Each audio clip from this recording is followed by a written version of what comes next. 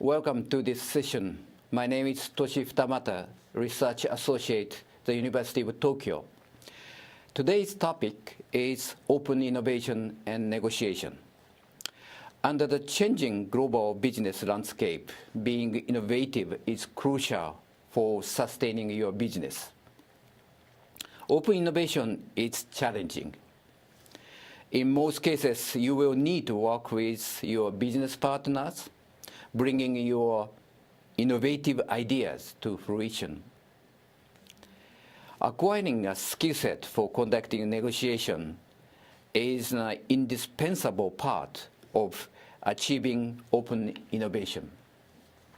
Today, I would like to explain how the negotiation theory has evolved in recent years and how you should prepare yourselves to engage with your counterparts at the negotiation table. Goal of this lecture is to understand the key to success in IP negotiation through role play. 4 takeaways. First one is a goal setting, specific, measurable, attainable, relevant, and time-bound. Second one is due diligence. Third one is human factors in negotiation and power listening. The last one is complexity of multi-party negotiation. What is a negotiation? Negotiation is a tool to bridge the gap between as is and to be. Negotiation is a tool to shape the future. There are different types of IP negotiation for each business phase. In R&D phase, production phase, and sales phase. In R&D phase, there are joint development, university-industry collaboration, licensing in, standardization. In production phase, patent pool, licensing in, M&A, and OEM, ODM. In sales phase, licensing in, out, or cross-licensing. Negotiation theory is pretty much evolved in recent years. The traditional one is zero-sum theory. It is a very classic one, win-lose, or fighting for one fixed pie. So it's some sort of a bias. Second one is a new theory developed by the Harvard University professors Fisher and Urey in 1981. It is so-called win-win theory. It's trying to create value and solving the problem jointly. But as the complexity of interest is increasing, or globalization, or deepening the research into human factors, the so-called beyond principle negotiation theory is created. Anyway, so those 3 typical type of theories are very common, and you should know the difference, merit and demerit each other. In understanding negotiation, it is very important to understand the structure. Negotiation consists of 3 parts. First one is a preparation phase. Second one is persuasion. And last one, as a result of negotiation, you will come to agreement. So to say, the preparation is more before the negotiation. And the persuasion phase is at the negotiation table. And last one is more for contract writing or sometimes walk away. To have the negotiation skill sets, the first challenge is how to set up the goal. Setting goals helps focus your effort. I should give you a suggestion with an abbreviated word, SMART. It means your goal has to be specific, measurable, attainable, relevant, and time-bound. So you should have a clear goal with those elements.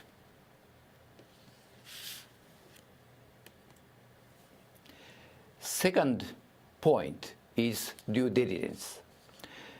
Due diligence is a process of researching and verifying the accuracy of statements before proceeding to a business transaction. The purpose of due diligence, or it's called DD, is as follows: enable firm decision making, determine optimum value, review potential risk in a business transaction, and shape the future strategy. To establish your negotiation scenario, you have to conduct this due diligence with several factors: planning, team building, scheduling, and information gathering from open source, secret information, business or technology or legal information, company, counterpart, competitor, those information you have to gather. And you have to be successful in analyzing with accuracy, risk assessment, evaluation. Of course, you have to have the follow-up, due diligence, adding supplemental information based on the result of analysis. Further analysis is also a crucial factor. Third point to be successful in negotiation is the understanding of human factors. Human factors, so to say, we do have a lot of bias, and we do have a lot of prejudice. So understanding your bias, so for possible bias, so to say, cognitive biases. So number one is a fixed pie bias. So you will misunderstand there's only one pie to be struggled. Or vividness bias, so that in front of you, that one is very variable. So that is biased. Or non-rational escalation of commitment. Or last one is framing error. Anyway, a lot of human factors. You have to be very careful. And in a negotiation, so to overcome these errors, so you have to be carefully or diligently in listening, so to say, power listening or power phrasing. In multi-party negotiation, so I've talked about the bilateral negotiation, but multi-party negotiation is with complexity. So there are three types: all-party approach, or some stakeholders type. Some limited number of the stakeholders will gather and have a discussion, or one leading party leads the discussion. Three types: merit and demerit there are. And three key success is first one, leadership or chairman. And second one is a working group with professionals. And third one is structure the rule. So it is a unique factor to be successful in a multi-party negotiation. Summary. First of all, you have to understand the structure of your negotiation. And you have to have three key elements in preparation and persuasion phase. And last one, do's and don'ts. So there are many do's and many don'ts. Today, we have no time to show every do's and don'ts, so you will learn in a role-play game later in the session. Welcome to session 2. Let's start with this new session. And today I have invited two prominent attorneys.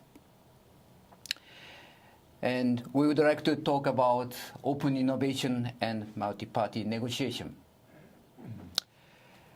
Let me introduce two guests. Mr. Nobuaki Kimura. He is Japanese patent attorney Benrishi, Infort Patent Firm. He is specialized in licensing and joint development. Thank you for your introduction. I'm very glad to be here. And second guest is Mr. Stan Yukovich, U.S. attorney, Morrison Foster, experienced practicing attorneys in joint venture and M&A. Toshi, thank you very much for inviting me today. I'm very happy to be part of the discussion. Thank you. Okay. Let me start with discussion, and it is very interesting topic regarding the open innovation and multi-party negotiation. So let me start with Nova. I would like to ask you some questions about this topic. So you are very professionally busy with technical or technology negotiation. Do you see any increased trends of multi-party negotiation? So basically, I'm very focused in technical negotiation in this field. And recently, so the business development is very complex.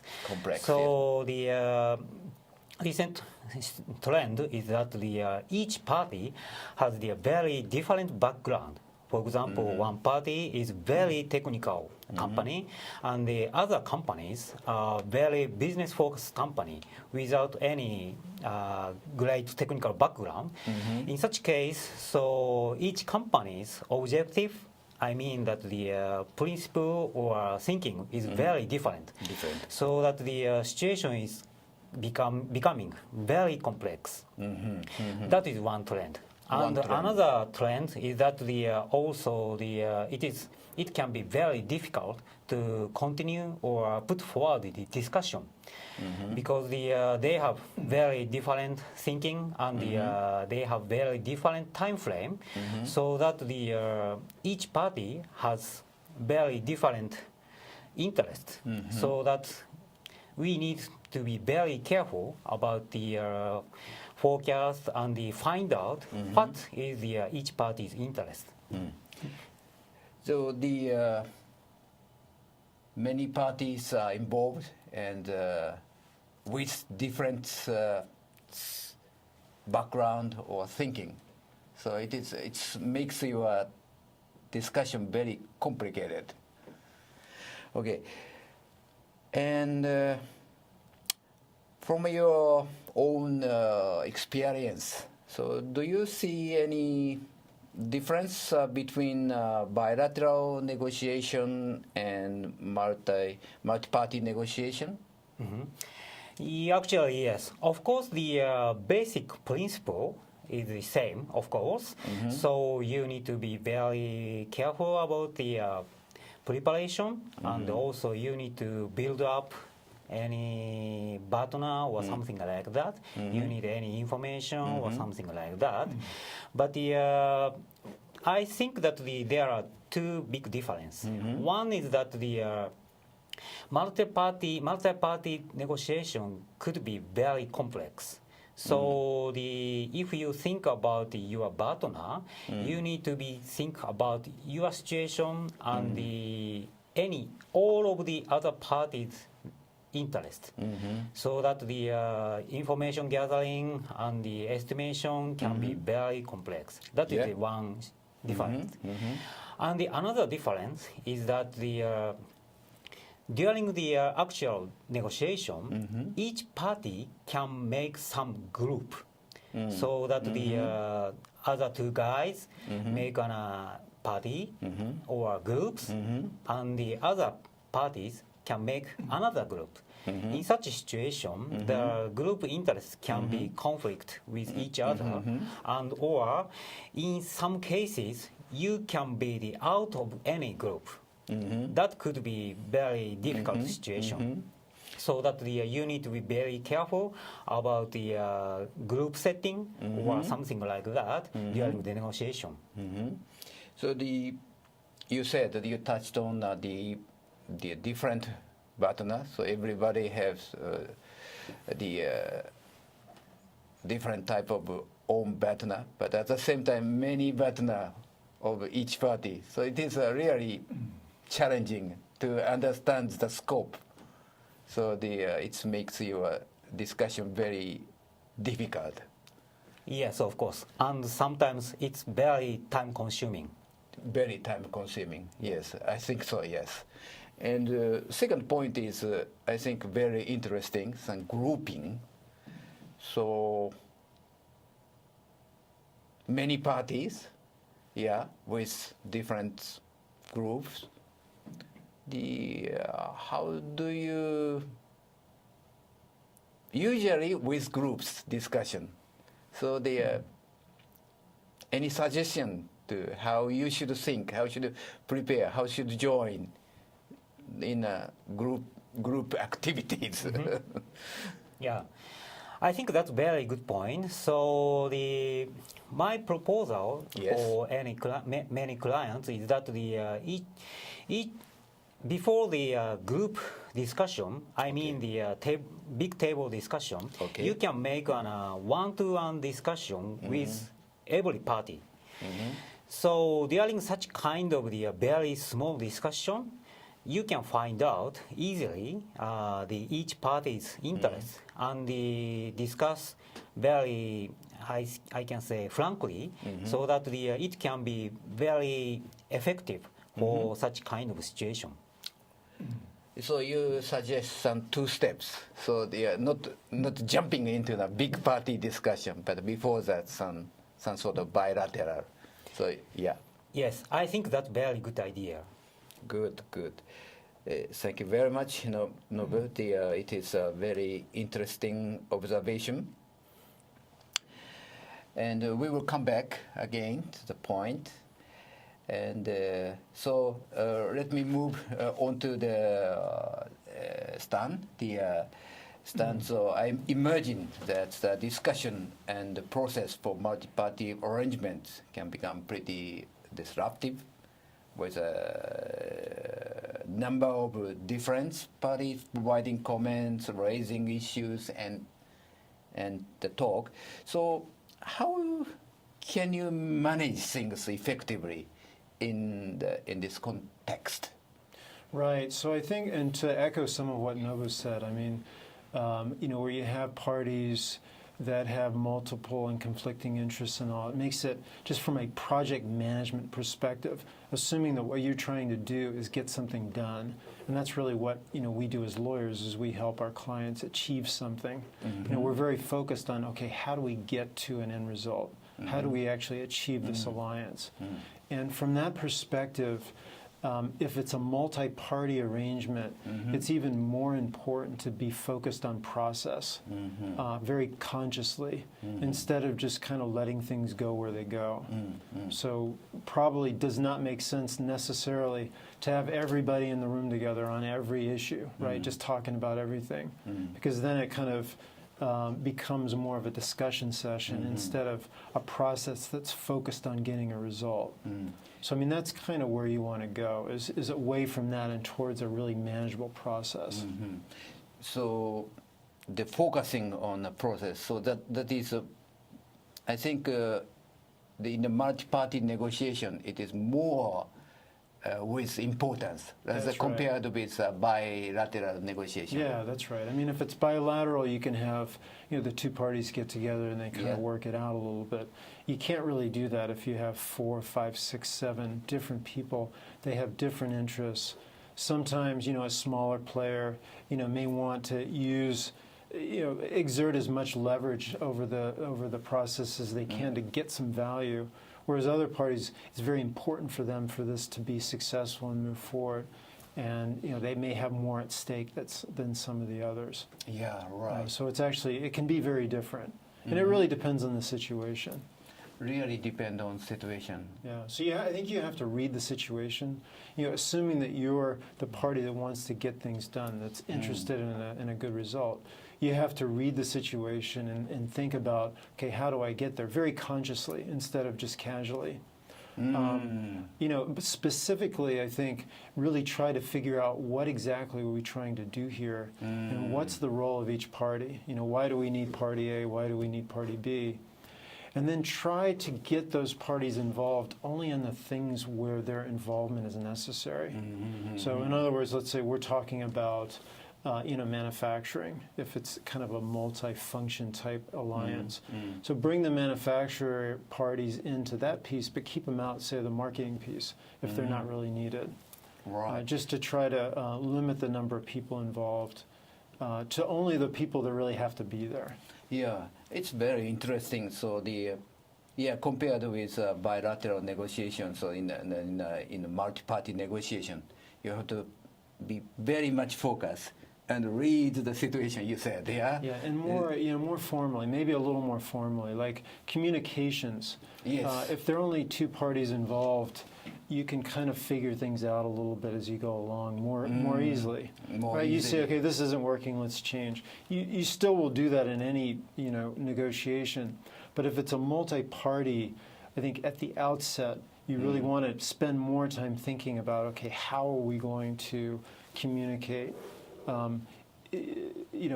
Asking each party, okay, you guys are involved in this piece, and we want to deal with Mr. X or Mrs. Y only. We don't want to be getting comments from 100 different people, because then it just becomes, number one, who's actually speaking on behalf of this party.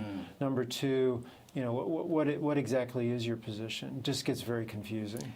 Yeah, that sounds very interesting. So you have to be very smart enough in diligently thinking, but very smart. Yeah. Oh, yeah. Yeah, and a lot of times you really need someone in charge of the process. You're right. Even if they're not as involved in the substance, the process itself Absolutely, yes. has to be managed properly. Yeah. No, do you have any additional comment to him? Or? Of course, basically, completely agree with Tom.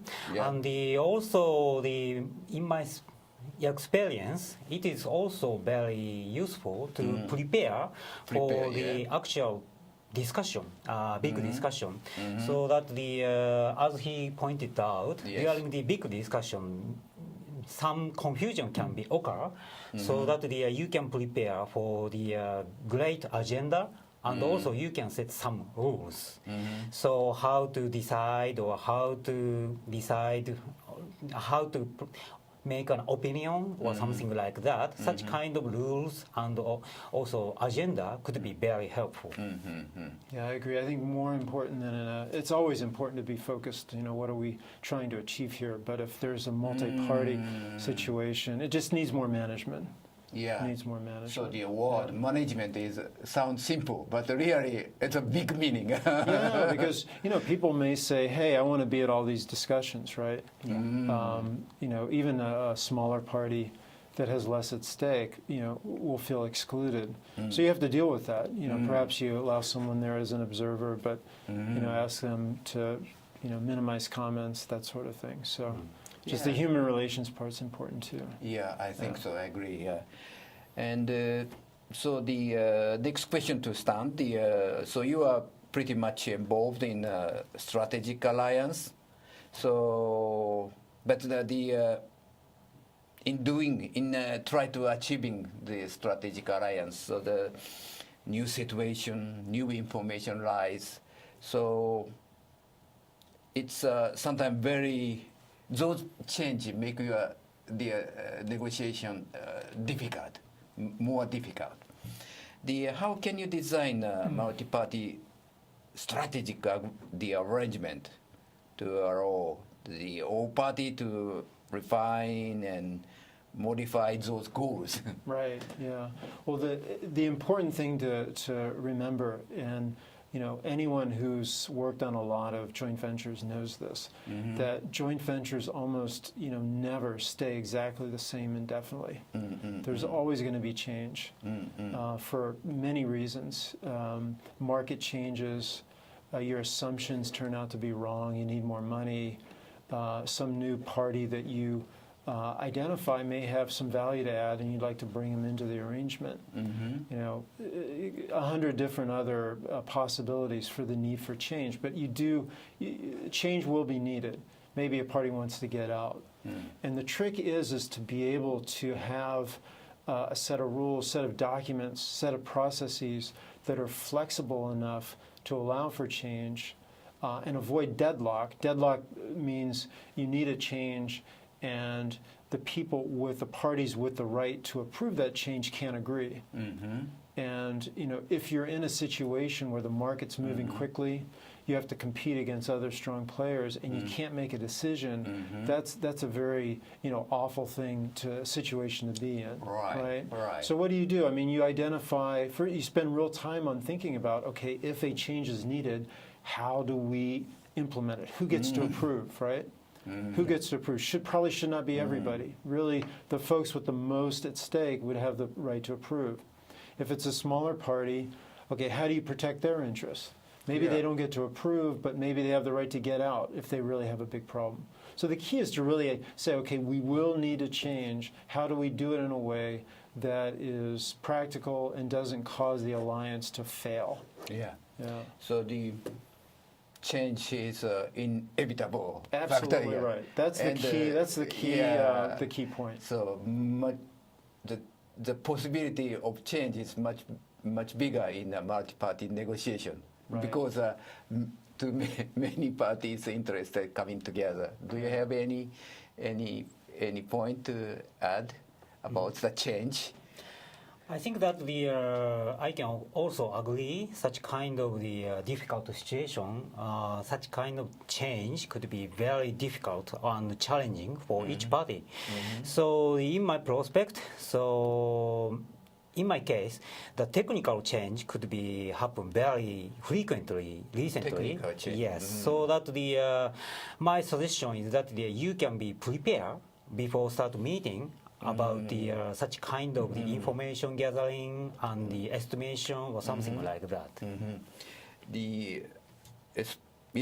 Maybe you are very much involved in the technical discussions or some technology alliance or some. So you have to check all the possibility of those technical changes. Yes, of course it's still very difficult, but it's very helpful. Very helpful. Yeah, interesting. Okay, I think the time is not so long enough to discuss. I think we can discuss more, but I believe that we have touched several key points and something the managing or change or preparation and so on. So those factors are very interesting suggestion for us. And finally, I would like to ask both the specialists. So there are many important points, but some good takeaway for the audience. So, do you have any good takeaway in a multi-party negotiation novel? Mm-hmm. So, in very short, I can recommend to be a very good preparation is number one, and also you need to be very careful about the grouping or one-to-one negotiation during the actual negotiation process. Okay, that sounds great. Preparation and be careful for the grouping factors. Stan, how do you think for the good takeaway for the multi-party negotiation? Right. So, we've talked about process and management. That's all very important. But I think it's also important to remember that, my experience is the joint ventures that go well, the alliances that are successful, usually the business parties are really committed to the idea. They really think it's a good idea and they want to do it. Because any alliance, it's very challenging to put these things together. There's a lot of pieces to them, and they get more challenging as more parties get involved. So that it's really important to have business leaders that are really committed to the concept. They see that we really need to do this because it's important from a business perspective. And when you get that idea, when you get people committed like that, then they'll find solutions. And they'll overcome the obstacles internally and externally, and so that's a really critical thing. I think there's 100 reasons why alliance doesn't work. Where people can always think of 10 different reasons why I don't want to do this. This doesn't work. The trick is you got to have people that say, okay, I understand that. Let's fix that problem, right? Let's fix that problem. If you have that kind of strong business leadership, then it's just critical to having a successful process, successful alliance. And then, success breeds success. The alliance gets off to a good start. People are excited. They get more committed to it. They don't want to leave. They want to bring more value into it. That's where you want to get to, right? And the committed attitude or some leadership. That's right. Yeah, so that's very Super important. Right. Yeah, super important. Yeah. Thank you very much. Okay. Yeah, thank you very much. We hope the audience have enjoyed today's talk.